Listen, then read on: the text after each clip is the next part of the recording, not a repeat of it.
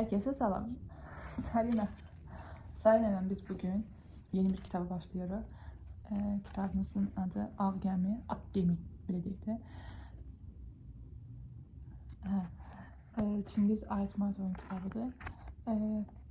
Altın Kitab nəşriyyatda, ama başka nəşriyyatlarda da var. Eyni zamanda Qırğızistan xalq yazıcısı ve eyni zamanda dünyaca məşhur olan söz ustalarından biri Çingiz Aytmatov. Şimdi başlayırıq bu Ağ Gəmi povestini oxumağa.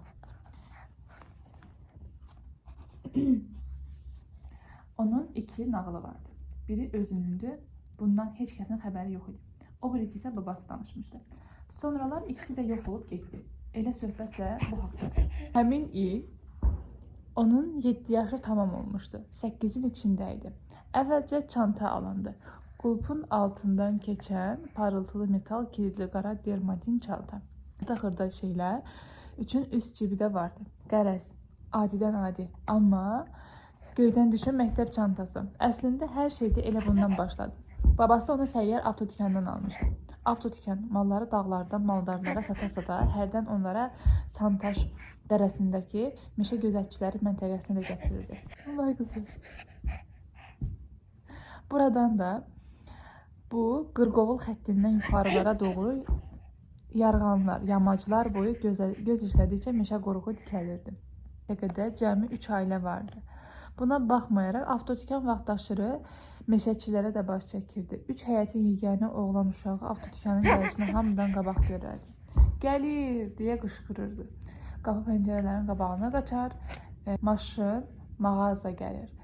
Isıq gölün sahilindən buraya gələn Isıq göl Qırğızistanda bir göl. Isıq gölün sahilindən buraya gələn dolama yol həmişə yarğanlardan, çay qıraqlarından, daşlı qayalı, çala-çuxur yerlərdən keçirdi.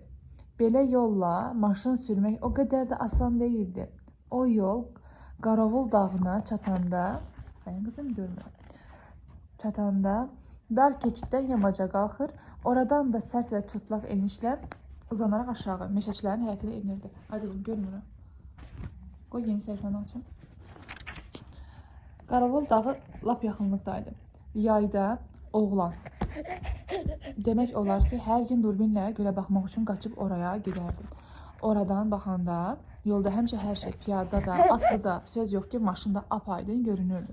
Bu dəfə əhvalat yayın qızmar çağında baş vermişdi. Əsas yerlər başlayır artıq. Bu dəfə əhvalat yayın qızmar çağında baş vermişdi. Oğlan öz dəhnəsində çimirdi. Maşının dağ döşündə necə tozlanaq qaldırdığını gördü. Dəhnə çayın dayazlığında qırağa yaxın qəmbərlikdə idi. Onu daşlardan babası hörüb düzəltmişdi.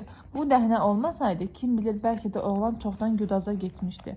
Həm də nənəsi demişkən, çay onun sümüklərini yuya-yuya düz aparıb Isıq gölə atardı. Və cürbəcür su həşəratları onlara tamaşa edərdilər. Heç kəs də onun axtarmazdı. Heç kəs onun üçün ah-nalə etməzdi. Doğma olsaydı başqa məsələ, axı nənəsi ona yad deyirdi. Yad elə yaddır. Mən kitab oxuya bilmirəm.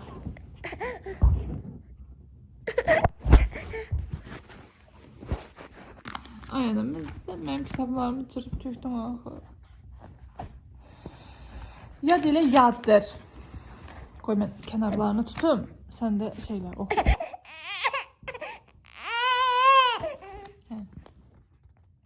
Yad elə yaddır. Ey baba. Ay uşaq. Bəlkə o yad olmaq istəmir. Onda necə? Axı nə üçün məhz onu yad hesab edilsinlər?